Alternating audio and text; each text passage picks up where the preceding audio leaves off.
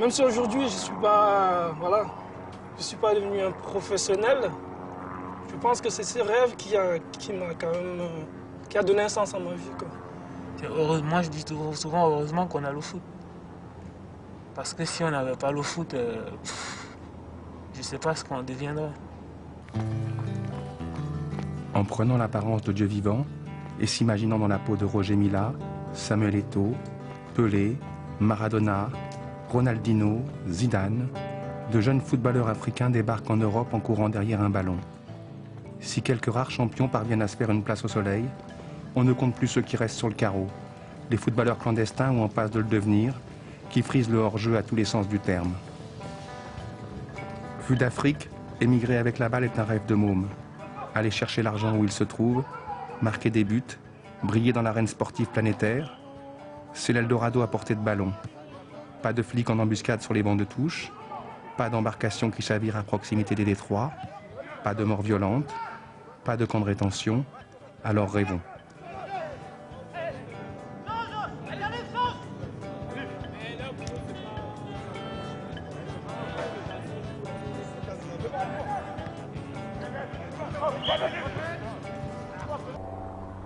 Mon père, il n'appréciait pas trop que je joue au foot.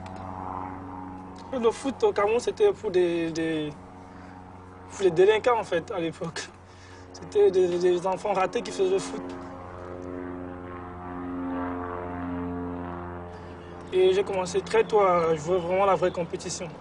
Et là, je me suis dit, j'ai commencé vraiment à être prêt pour mon rêve. Au départ, déjà, c'était pas pour l'argent. Mais après, on s'est dit, ouais, si aujourd'hui, ils arrivent à gagner leur vie et faire que ça, pourquoi pas nous? Et on rêve aussi de cette vie-là, avoir peut-être une grosse villa, de grosses voitures, faire que du foot tout le temps.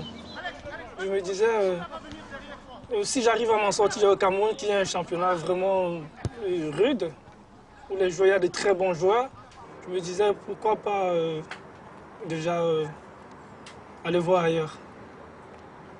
Moi, j'ai un frère qui est venu en Europe très tôt. Pour les études, il a eu une bourse.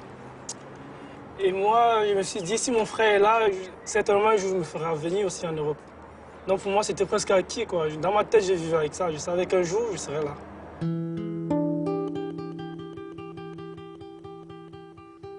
On attend que ça.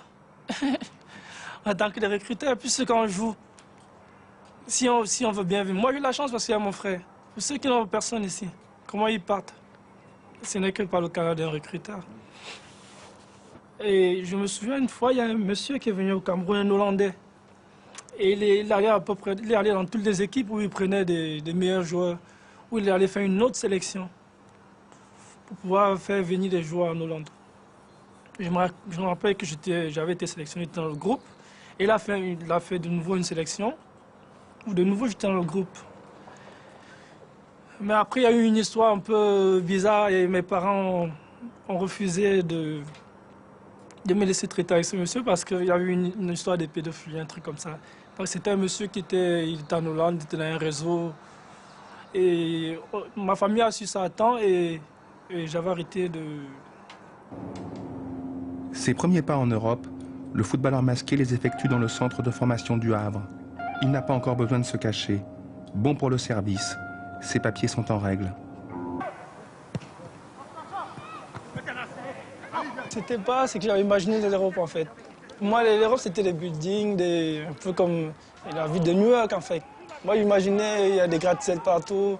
Je suis arrivé dans un tout petit village, j'ai dit mais c'est quoi, je suis où là? Et je voyais personne. Au Cameroun, là, tu vois, on voyait du monde. Comme j'habitais dans un quartier populaire, c'était... Voilà.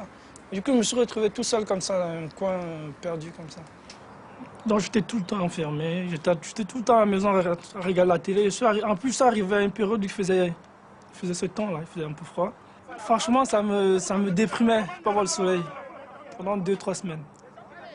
Et un jour, il y a le soleil qui est sorti. Et je ne savais pas qu'il faisait froid à l'extérieur. Donc je me suis dit, ça c'est le soleil, c'est qu'il fait beau. Et je me suis mis en t-shirt, j'ai mis des claquettes, je suis descendu. Dès que j'ai ouvert la porte, j'ai eu la chair de poule parce qu'il faisait très froid. J'ai dit, mais c'est quoi, il y a le soleil, il fait froid. J'ai rien compris. Je suis vite remonté. Au début, j'ai fait mes footings tous les matins et les après-midi. Et je cherchais dans la zone où j'étais s'il n'y avait pas un stade. Après, je trouvais. Donc, je trouvais qu'il y avait un stade. Et j'avais une petite équipe où je m'entraînais avec eux. Pourtant, on m'avait dit que l'Allemagne, c'est un pays vraiment raciste. Mais partout où je me suis arrêté pour jouer, je n'ai jamais ressenti ça, quoi. Mais en Allemagne, je suis resté, je vivais chez mon frère. Je ne sortais pas toujours. Mais oui, bon, il joue avec la deuxième. Pourquoi? C'est ça qui décide. Tout le monde a joué, mon ami. Et puis j'ai rencontré un ami, presque un frère, parce qu'on se connaissait au Cameroun, qui m'a beaucoup aidé. Et le seul gars, il jouait dans une équipe où il m'a amené. Bon, une équipe, t'as pas besoin de papier là-bas, c'était un petit niveau. Mais j'étais très déçu parce que voilà, c'est pas ce foot qui était venu jouer, j'étais pas venu jouer. Pour moi, si je venais, c'était pour être professionnel, c'était pour faire des équipes dans les vraies équipes, c'était pour faire des essais dans les vraies équipes. Pas... Et dès que je suis arrivé en France, j'ai envoyé des lettres pour faire des essais dans toutes les équipes de première et deuxième division. J'ai fait des lettres. Personnellement, j'ai fait des lettres. Qu'est-ce que vous écriviez dans ces lettres? Mais voilà, que je suis un jeune footballeur, je viens d'arriver en Europe, j'ai fait des thèses dans telle équipe, ça n'a pas vraiment marché. Je vais essayer de retenter ma chance. Votre centre, parce que je visais plus le centre de formation. Votre centre m'intéresse, voilà, j'aimerais venir faire un essai de chevaux. Toutes les équipes m'ont répondu, mais c'était, voilà, pour le moment, notre effectif est complet. Il y avait un truc, quoi, mais gentiment. On t'a envoyé péter, mais gentiment. Mais moi, j'étais fier de voir que le Paris Saint-Germain m'écrive, voilà, qu'ils répondent au moins. Pour moi, j'ai gardé tout ça à la maison. Mais après, j'ai compris qu'il voilà, y a un secrétariat et puis les lettres qui viennent en copier-coller, on envoie à ceux qui ont... Voilà. Je me souviens une fois, je quittais l'Allemagne pour venir rendre visite à des amis ici. Et je me suis fait prendre par la police française. Après qu'ils m'ont envoyé chez les Allemands, c'était atroce chez les Allemands. Pourquoi? Mais ils m'ont mis dans une petite cellule où ils m'ont fait un fouille au corps, comme si j'avais un trafiquant de drogue. Ils m'ont mis dans une cellule. Ils me posaient plein de questions. Ils me réveillaient. J'ai passé la nuit là-bas en plus. Ils me réveillaient la nuit. Pour me poser des questions, c'était infernal. Dans une petite cellule. Et le lendemain matin, ils m'ont mis des menottes comme un brigand. Ils m'ont amené... Quand je repense à ça, ça me... Bon, Claudio est resté, il a signé. Et moi, ils m'ont demandé de rester à l'équipe 2. Moi, je n'étais pas d'accord parce que les conditions, c'était pas très intéressant pour moi. Peut-être parce que je n'étais pas assez bon. Il y a aussi ça. Vous l'avez pensé parfois? Des fois, oui. Je l'ai pensé, ouais. Mais quand tu vois qu'il y en a qui étaient encore meilleurs que toi, qui ne sont pas quand même arrivés, tu te dis non, c'était pas ça. Il a manqué peut-être le facteur, je sais pas, chance. Oh là là, les facettes. Et si votre petit frère qui joue aussi au football veut venir en Europe, vous allez lui dire quoi? Et voilà, j'ai dit tout à l'heure, je ne suis pas devenu un dieu des stades ou un dieu du foot, mais je suis quelqu'un de... Le foot m'a amené cette discipline, m'a apporté cette discipline qui m'aide aujourd'hui à m'en sortir dans la voie qui est la mienne aujourd'hui. Je dois que ça au foot. Mais vous ne leur direz pas à ces jeunes joueurs que l'Europe ou le foot, c'est pas le paradis? Je leur dirais ça, mais qui va t'écouter? Tu peux dire ça à qui tu veux, mais personne ne t'entendra. Parce qu'ils verront bien que... Ils ne voient pas comment on vit ici tous les jours. Quand tu vas revenir au pays, ils verront bien que tu n'es plus le même, tu es devenu quelqu'un de respectable, entre guillemets. Et toi, tu leur dis ça. De quel droit? Alors que toi, il y a quelques années, tu aurais tué pour venir là. Pour eux, si tu leur dis ça, c'est...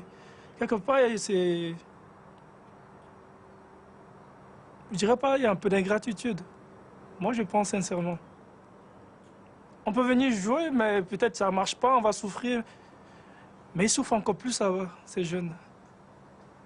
Mais ici, la différence avec ici, c'est que tôt ou tard, tu finis par avoir une situation. Moi, j'ai fait quelque chose de ma vie aujourd'hui, j'estime. Parce que je me suis retrouvé dos au mur. Et là, tu as des capacités qui naissent en toi. Tu es obligé de t'en sortir. L'héros, ce n'est pas le paradis, mais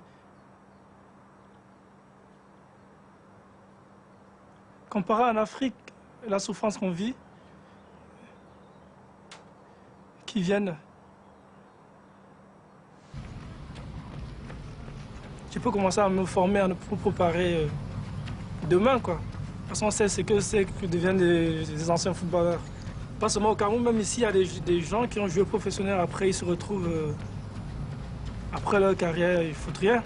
Parce qu'ils n'ont pas été formés, ils n'ont pas de diplôme, ils n'ont rien.